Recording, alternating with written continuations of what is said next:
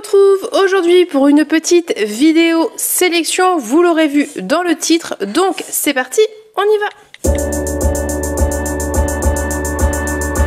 J'ai plein de livres à vous montrer, donc j'ai choisi de faire ça par catégorie.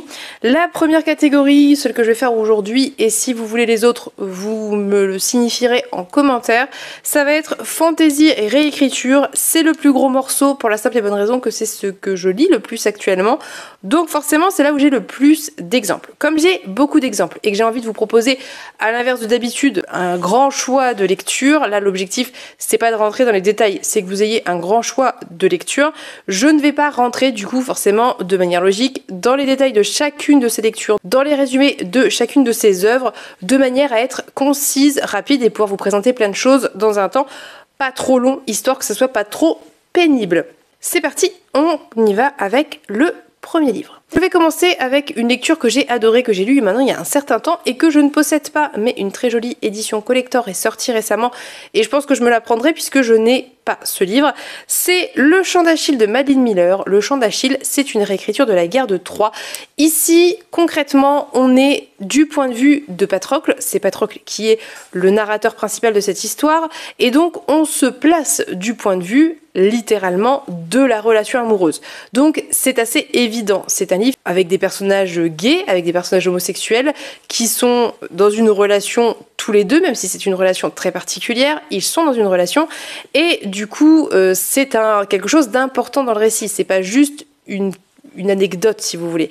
Donc si vous cherchez une espèce de romance entre hommes, entre deux hommes, donc Achille et Patrocle, avec ce contexte de réécriture, avec ce contexte guerre de Troie, vraiment c'était très réussi, j'ai trouvé que c'était très beau. J'ai absolument adoré le personnage de Patrocle qui pour moi était, je pense, un des personnages les plus réussis que j'ai lu, en tout cas en termes d'humanité, c'était un des personnages les plus réussis que j'ai pu lire ces derniers temps. Il est d'une humanité, d'une bonté, d'une douceur, d'une bienveillance, d'une patience exceptionnel, je veux dire, c'est assez incroyable et il est vraiment adorable. Vraiment, il est très attachant et je peux vous dire, vous le savez peut-être, que je ne fais pas partie des gens qui s'attachent facilement au personnage, pas vraiment, jamais de manière c'est très superficielle en général. Et Patrocle, vraiment, je me suis attachée à lui. Donc, excellente lecture pour moi. Autre réécriture et autre genre de réécriture, puisqu'ici on va être dans de la réécriture d'inspiration indienne, c'est Kaikeyi de Vaishnavi Patel qui n'a pas été traduit mais qui est vraiment accessible en termes de niveau de lecture. Sincèrement, c'est très accessible. Si jamais vous avez un petit niveau en anglais, que vous lisez déjà un petit peu d'anglais et que vous hésitiez, vous pouvez y aller. Franchement, c'est vraiment assez simple à lire.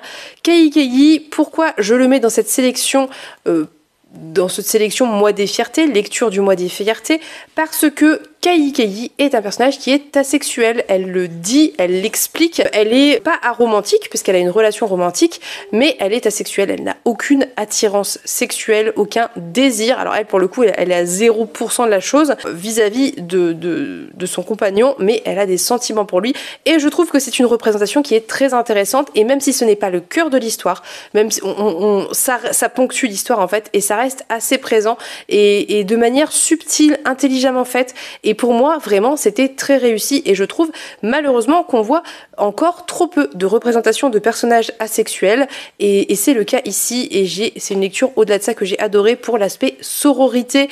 Vraiment, il y avait de très bonnes choses dans cette lecture, c'était très chouette. Autre réécriture, j'arrive pas à dire réécriture depuis tout à l'heure, j'avais coupé au montage sûrement mais c'est insupportable. Autre réécriture que j'ai adoré, c'est Morgane Pendragon de Jean-Laurent Del Socorro, réécriture de la légende arthurienne avec vraiment pour le coup tout type de représentation LGBTQIA+, non pas tout, parce que je ne pense pas qu'il y ait de personnages trans, mais en tout cas en termes de sexualité, puisqu'on a des personnages qui sont bi, on a des personnages qui sont bi ou pan, hein, voilà, on a des personnages qui sont hétéros, on a des personnages qui sont homosexuels, il y a vraiment tout type d'attirance. Je ne me souviens pas s'il y a des personnages asexuels, je n'en ai pas le souvenir, mais en tout cas on a vraiment plein de sexualités différentes et c'est très bien fait parce que c'est naturel dans cet univers, c'est accepté, c'est normal, ça n'est pas une question et je trouve de manière générale que Jean-Laurent Del Socorro fait partie de ces rares hommes qui parviennent à créer des personnages féminins convaincants et à vous mettre des relations queer convaincante, réussie, vraiment, je suis assez admirative. Morgane Pendragon, pour moi, c'est une très grande réussite, et notamment grâce à cet univers de fantasy où l'homosexualité, la bisexualité, les mariages entre femmes, entre hommes, bref, tout type de relations sont normales et acceptées. Dernière réécriture qui rentre dans cette catégorie, c'est Cœur de sorcière de Geneviève Gornick, je crois, qui est donc cette réécriture de mythologie nordique avant et pendant le Ragnarok, si je dis pas de bêtises. Mais alors, je suis vraiment une bille en mythologie nordique, donc voilà. Et ici, on a le personnage de, comment elle s'appelle, Angrboda. Oui, je retiens jamais les noms des personnages, sauf ceux qui ont des prénoms très particuliers. Angrboda est bi, puisqu'elle a une relation avec un dieu homme, et qu'ensuite elle va avoir une relation avec une femme. Donc j'ai trouvé ça très chouette, parce que c'est encore une fois très naturel, très spontané. C'est pas la question se pose pas vraiment en fait, et je trouve ça bien. Voilà, c'est tout pour mes 4 réécritures. Nous allons maintenant passer à la fantasy. Il est fort probable que j'ai oublié des romans de réécriture, parce que ceux que j'ai notés, c'est ceux qui m'ont, quand j'ai refait mon historique, qui me sont spontanément sautés aux yeux en fait, parce que c'était des choses assez évidentes. Mais parfois, quand c'est très bien fait, on oublie en fait qu'on a des personnages trans, des personnages bi, des personnages homosexuels.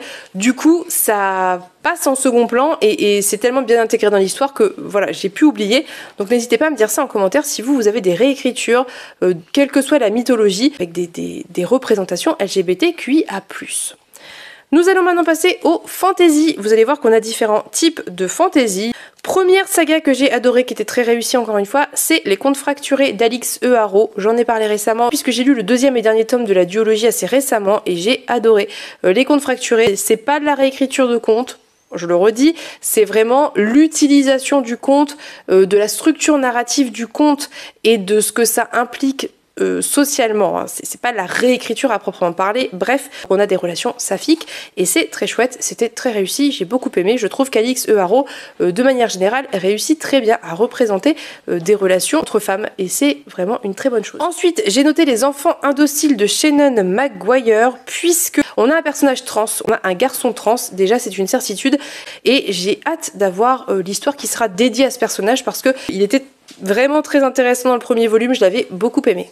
Le jeunesse de cette sélection, c'est Le Cycle des Secrets de Manon Fargeton, puisque l'héroïne du Cycle des Secrets est a priori asexuelle. Ça n'est pas nommé comme tel, mais de ce qu'elle décrit, ça laisse penser qu'elle est asexuelle, qu'elle n'a pas de désir ou d'attirance sexuelle envers d'autres personnages. Et à un certain moment, la question se pose du désir, et qu'elle met des mots dessus en disant qu'elle ne ressent pas d'attirance physique pour qui que ce soit, ni de désir, ni d'envie, et que au contraire, c'est quelque chose qui la bloque et qui la met mal à l'aise. Livre suivant, c'est God Killer d'Anna Kanner. Je le fais de tête parce qu'encore une fois, j'ai pas noté les noms des auteurices. Donc God Killer, ici, on est dans de la fantasy, plutôt style dark fantasy, avec cette déicide qui tue des dieux. Et dans cet ouvrage, il y a un couple lesbien, donc il y a un couple de femmes qui sont des amies du personnage principal, de la jeune femme, et elle-même est a priori pansexuelle, puisqu'elle a des relations de manière totalement indifférenciée avec des femmes et des hommes en fonction de son désir pour eux. Donc voilà, c'est encore une fois très bien fait, c'est assez subtil, ça vient pas avec des gros sabots, c'est intégré dans l'histoire, ça n'est pas un arc narratif à proprement parler, et c'est quelque chose que j'ai beaucoup aimé. Autre bouquin qui n'est pas traduit, encore une fois, mais qui va l'être, je n'en doute pas, très prochainement, c'est Faybound de Sarah El Arifi, puisque là on va avoir plusieurs couples de femmes, je crois. Je réfléchis parce que je vous dis, des fois c'est tellement bien intégré dans l'histoire que je ne sais plus et je ne suis plus sûre, mais si je ne dis pas de bêtises, il y a un couple d'hommes homosexuels et un couple de femmes, ou deux, je ne sais plus, mais bref, en tout cas, toujours est-il qu'il y a différents types de représentations. Ça fonctionne très bien parce que, comme je vous le dis, c'est intégré dans le récit de manière fluide, et ça n'est pas vraiment ni une question ni un centre d'intérêt à proprement parler. Ça serait plutôt la romance, mais pas à cause du genre des personnages en fait. Donc c'était très chouette, c'était très réussi encore une fois. Je vous remets ici un petit Alix E. Harraud, parce que je pense que c'est une autrice à qui ça tient à cœur de mettre différentes représentations LGBTQIA+, puisque dans Le Temps des Sorcières, on a un personnage qui est lesbienne qui... Bref, je peux pas vous dire qui ni pourquoi parce que c'est pour le coup il y a des questions qui se posent avec ça, autour de ça, mais on a un personnage qui est lesbienne et si je ne dis pas de bêtises, on a un des autres personnages qui est aromantique ou asexuel ou les deux, je ne suis plus sûre, mais bref, on a différents types de représentations.